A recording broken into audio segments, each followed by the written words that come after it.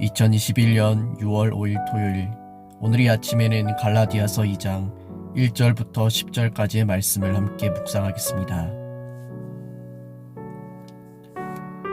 14년 후에 내가 바나바와 함께 디도를 데리고 다시 예루살렘에 올라갔느니 계시를 따라 올라가 내가 이방 가운데서 전파하는 복음을 그들에게 제시하되 유력한 자들에게 사사로이 한 것은 내가 다름질하는 것이나 다름질한 것이 헛되지 않게 하려 함이라.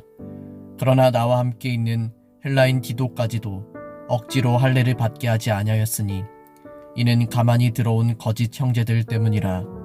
그들이 가만히 들어온 것은 그리스도 예수 안에서 우리가 가진 자유를 엿보고 우리를 종으로 삼고자 함이로되 그들에게 우리가 한시도 복종하지 아니하였으니 이는 복음의 진리가 항상 너희 가운데 있게 하려 함이라.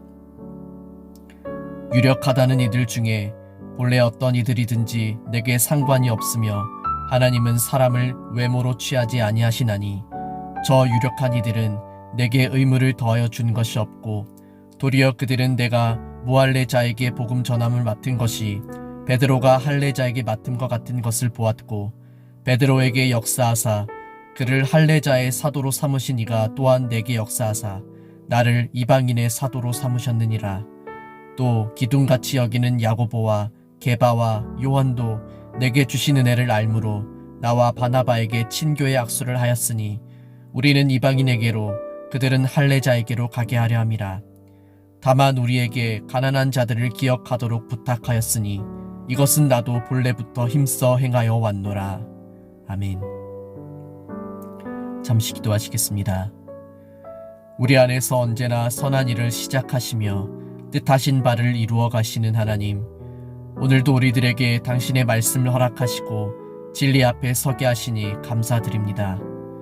주어진 말씀을 통해 복음 안에서 우리를 하나 되게 하신 하나님의 뜻이 무엇인지를 알게 하시며 복음 외에 다른 무엇인가를 더하려는 시도를 멈추게 하여 주옵소서.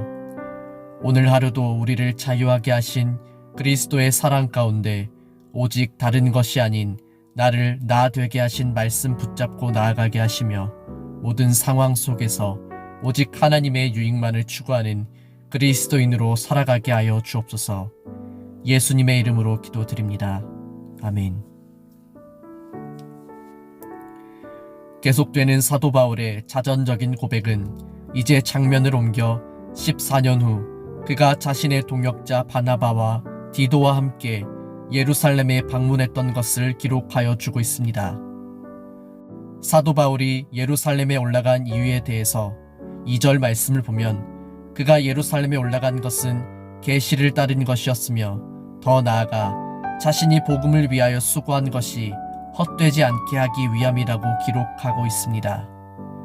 현대어 번역에서는 사도 바울이 이 문제로 인해 염려했다고 합니다. 우리가 이 대목에서 오해하지 말아야 하는 것은 사도 바울은 자신이 현재 하고 있는 일들이 옳은 일인지 아니면 잘못된 일인지에 대해서 예루살렘에 있는 유력한 자들에게 확인을 받으려고 간 것이 아니라는 것입니다. 사도 바울은 자신이 전하는 복음에 대한 분명한 확신이 있었습니다. 물론 그의 고백처럼 그는 예루살렘에 있는 사도들과 이 부분에 대한 제대로 된 교류를 해본 적이 없습니다. 그렇기 때문에 이러한 상황을 놓고 보면 마치 바울이 자신이 전하는 복음의 내용을 사도들에게 제시하여 그들에게 자신이 전하는 복음의 정당성을 공인받고자 하는 것처럼 보일 수도 있는 것입니다. 하지만 갈라디아서 1장 8절과 9절에서 바울이 우리가 전한 복음 외에 다른 복음을 전하는 자들은 저주를 받을지어다 라고 말하는 장면을 통해서 사도 바울이 자신이 증거한 복음에 대한 분명한 확신이 있었다는 것을 알 수 있습니다. 이것이 하나님께로부터 말미암은 참된 복음이라는 점에 있어서 사도 바울은 일말의 주저함이 없는 것입니다. 그러므로 사도 바울이 염려하고 있는 것은 지금 현재 일어나고 있는 이 문제에 대하여 예루살렘에 있는 유력한 자들, 곧 사도들의 반응이 미지근하여 자신의 선교 사역에 어려움이 생길 것에 대한 것이었습니다. 만약 사도 바울의 가르침을 반대하는 무리들의 주장에 대하여 예루살렘에 있는 사도들이 인정하여 준다면 그 결과는 서로 다른 길을 걸으며 갈라지게 되는 것입니다. 이 논쟁의 중심에는 복음은 유대인의 것만이 아니라 모든 인류를 향한 것이라는 바울의 주장과 복음은 유대인을 위한 것이기 때문에 만약 유대인이 아닌 사람이 그리스도인이 되고자 한다면 먼저 유대인이 되어야 한다는 반대편의 주장이 첨예하게 대립하고 있습니다. 그러나 나와 함께 있는 헬라인 디도까지도 억지로 할례를 받게 하지 아니하였으니 이는 가만히 들어온 거짓 형제들 때문이라. 그들이 가만히 들어온 것은 그리스도 예수 안에서 우리가 가진 자유를 엿보고 우리를 종으로 삼고자 함이로되. 바울과 함께 예루살렘에 갔던 동역자 중 한 사람 디도는 헬라인이었습니다. 바울은 그에게 할례를 받게 하지 않았는데 그런 점에서 디도는 이 논쟁에 대한 구체적인 사례라고 할 수 있겠습니다. 그리스도 안에서 주어진 자유를 억압하려는 자들의 시도로부터 이 문제를 어떻게 해결할 것인지 우리는 이미 이 대목에서부터 사도 바울이 이 문제에 대하여 통일된 결론을 얻기를 기대하고 있었음을 발견하게 됩니다. 사도행전 15장에서 우리는 이 문제에 대하여 그들 가운데 어떤 논쟁이 있었는지 그 과정을 조금 더 상세하게 보게 됩니다. 예루살렘에 이르러 교회와 사도와 장로들에게 영접을 받고 하나님이 자기들과 함께 계셔 행하신 모든 일을 말하매 바리새파 중에 어떤 믿는 사람들이 일어나 말하되 이방인에게 할례를 행하고 모세의 율법을 지키라 명하는 것이 마땅하다 하니라. 바울과 그 일행이 예루살렘에 이르러 그들에게 하나님께서 행하신 모든 일들을 말했을 때 그는 현재 논쟁의 중심이 되는 이 문제에 대해서 말했을 것입니다. 이 부분을 좀 더 명확히 보기 위해서 갈라디아서 2장 4절과 5절 말씀을 연결해서 보면 좀 더 자연스러운 해석이 가능할 것 같습니다.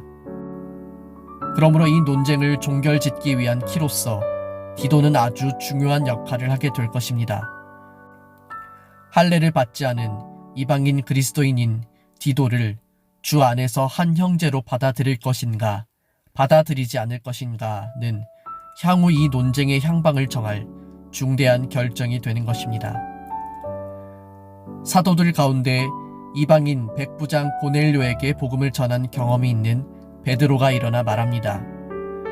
많은 논쟁을 한 뒤에 베드로가 일어나서 그들에게 말하였습니다. 형제 여러분, 여러분이 아시는 대로 하나님께서 일찍이 여러분 가운데서 나를 택하셔서 이방 사람들도 내가 전하는 복음의 말씀을 듣고 믿게 하셨습니다. 그리고 사람의 마음속을 아시는 하나님께서는 우리에게 주신 것과 같이 그들에게도 성령을 주셔서 그들을 인정해 주셨습니다. 하나님께서는 그들의 믿음을 보셔서 그들의 마음을 깨끗하게 하시고 우리와 그들 사이에 아무런 차별을 두지 않으셨습니다. 참 감사하게도 사도 베드로는 이방인에게 복음을 전한 경험이 있었습니다.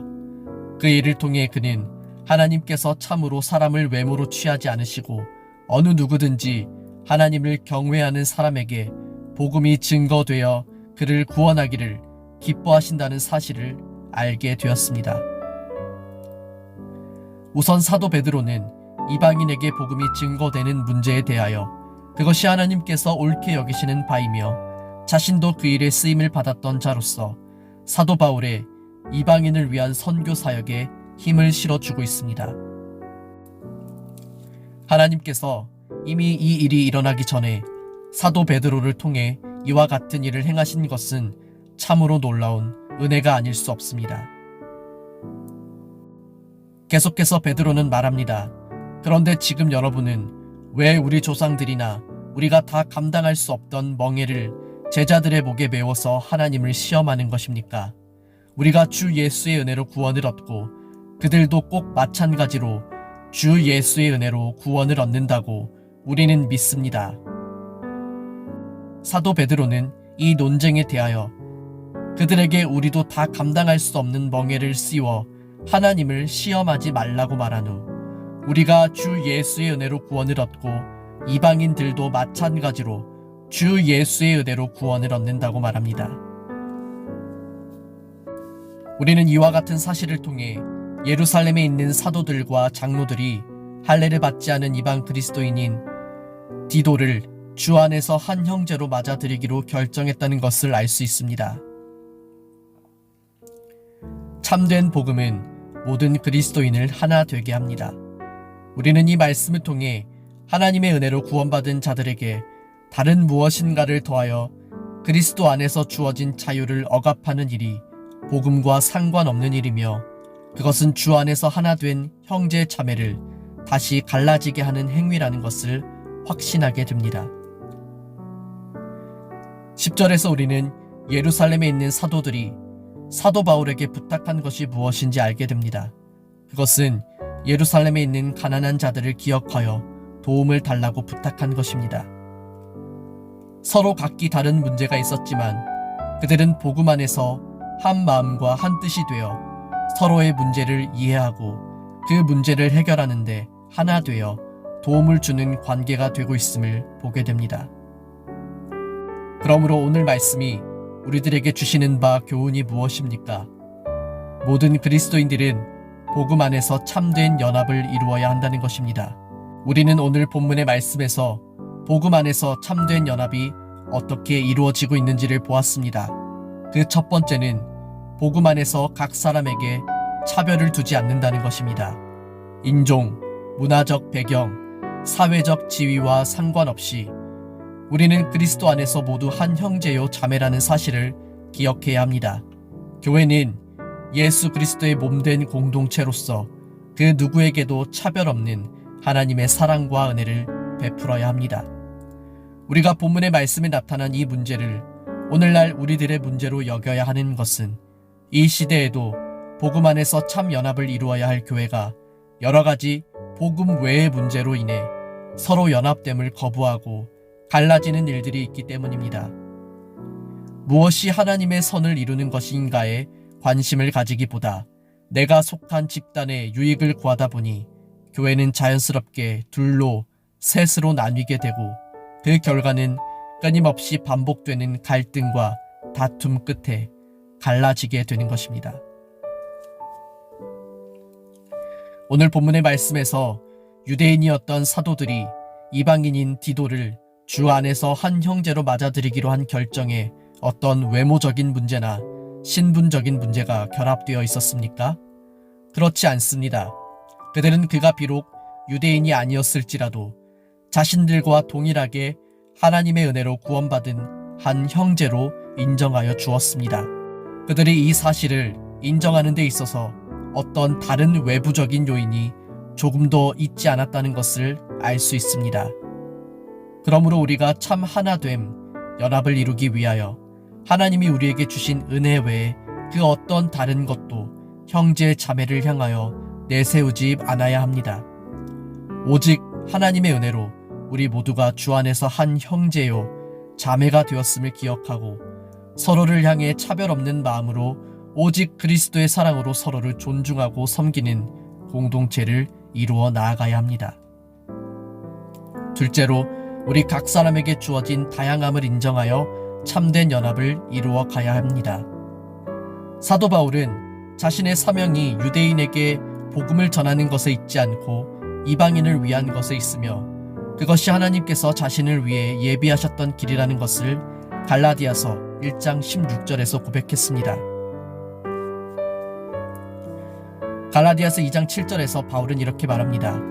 오히려 그 지도자들은 하나님께서 베드로를 통해 할례를 받은 유대인들에게 복음을 전하도록 하신 것처럼 내게도 할례를 받지 않은 이방인들에게 복음을 전하는 일을 맡기셨다는 것을 알게 되었습니다.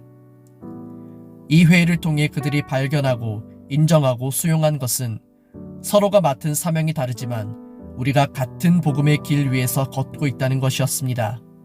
예루살렘에 있는 사도들은 사도 베드로를 통하여 이 다름의 문제를 기꺼이 받아들이고 복음 안에서 연합을 이루어 하나님께서 뜻하시는 바 선을 이루어 가고 있습니다. 이것은 우리에게도 아주 중요한 의미가 있습니다. 다른 것과 틀린 것의 차이를 분명히 알아야 합니다. 우리는 그리스도 안에서 주어진 자유를 억압하는 자들의 주장에 대해서 그것이 다른 것이 아니라 틀린 것이라고 말하며 그들의 주장에 동참하지 않는 사도들의 모습을 보게 됩니다. 우리가 다른 것과 틀린 것에 대한 분명한 기준을 세우기 위해서 언제나 우리 자신을 그리스도의 복음 앞에 세워야 한다는 사실을 기억하십시오.